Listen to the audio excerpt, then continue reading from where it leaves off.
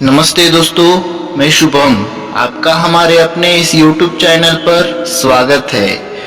दोस्तों, आज हम बात करने वाले हैं कि जप करते समय माला क्यों फेरनी चाहिए और उस माला में 1 से 8 मणि ही क्यों होते हैं। इसका सविस्तर वर्णन मैं आपके लिए आज बताने वाला हूँ। इसमें हम धार्मिक कारण और शास्त्रीय दृष्टिकोण दोनों देखने वाले हैं।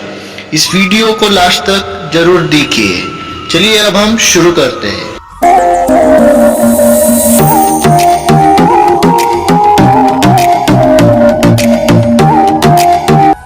संत कबीर जी ने कहा है, माला तो कर में फिरे, जीभ फिरे मुख माही, मनवा तो चहु दिस फिरे, ये तो सुमिरिन नाही। इसका अर्थात मतलब ये है, माला तो दिन भर फेर रहे हैं, मुख से राम का नाम निकल रहा है, किंतु मन तो अस्थिर है, वह तो एकाग्र ही नहीं, सब दिशाओं में भाग रहा है। तो ऐसी माला फेरने का क्या लाभ। किंतु इसी की दूसरी बाजू से विचार करें तो यही प्रश्न एक संत से पूछा गया कि ऐसी माला फेरने से क्या लाभ मिलता है। तब संत ने कहा कि खेत में बीज जब डाले जाते हैं तो जरूरी नहीं है कि हर बीज सीधा ही गिरेगा, कुछ बीज उल्टे भी तो गिर सकते हैं।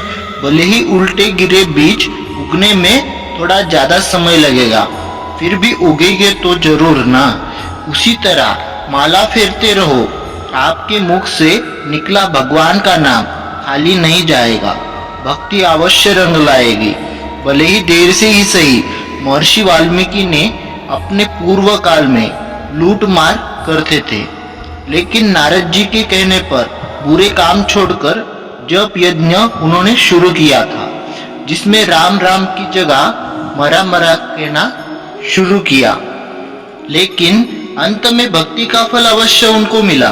कहने का तात्पर्य यह है कि जैसे भी हो, माला फेरने की आदत लगने में और ध्यान लगने में देर तो लग सकती है, लेकिन कुछ समय पश्चात निश्चित ही फायदा हमें होता है। अब ये तो हमने जान लिया धार्मिक कारण, इसके पीछे अब शास्त्रीय दृष्टिकोण क्या कहता है ये हम जान लेते हैं। माला का सबसे बड़ा फायदा यह है कि भगवान के नाम जाप में निरंतरता आती है। भले ही थोड़ी देर मन इधर उधर भटके, फिर से एक जगह आने में मदद तो मिलती है। माला अलग अलग चीजों से बनती है, जैसे कि तुलसी, चंदन, स्फटिक आदि। जो भी माला का महत्व है, हर धर्म में उसका महत्व माना गया है, चाहे वह हिंदू या मुस्लिम या फिर क्रिश्चियन क्यों ना हो।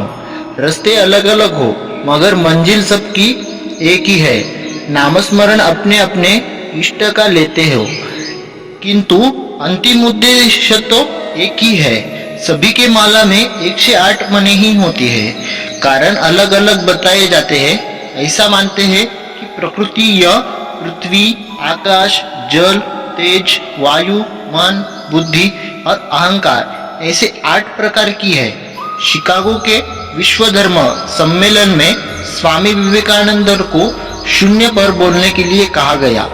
उन्होंने कहा, शून्य प्रतीक है, निर्गुण निराकार ब्रह्म उसका और एक अंक उस ईश्वर का जो दिखाई तो त्रिदेव के रूप में है, लेकिन वास्तव में एक ही है।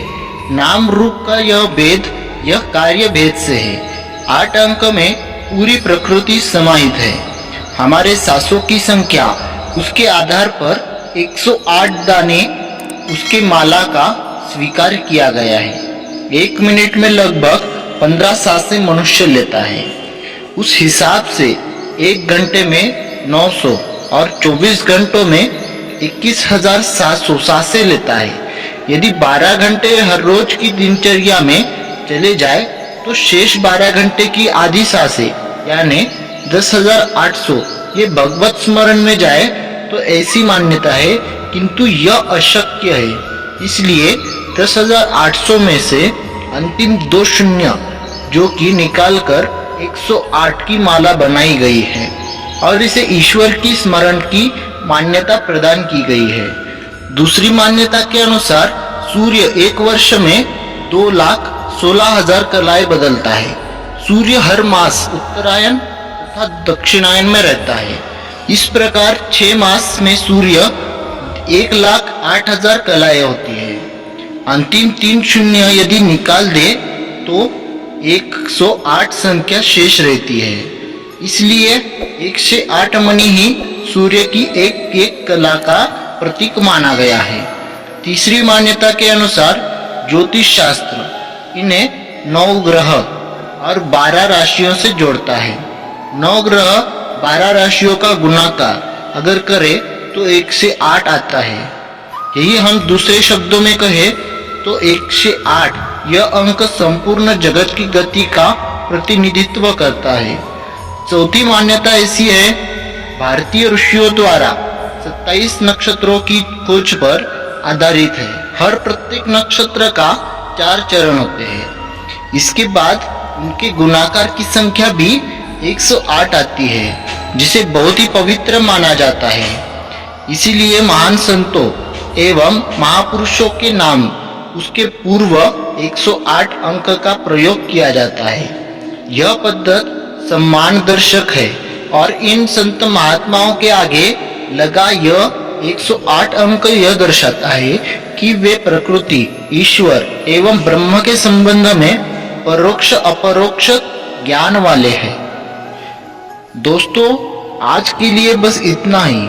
आज का ये वीडियो आपको कैसे लगा आप हमें कमेंट्स करके जरूर बताइए।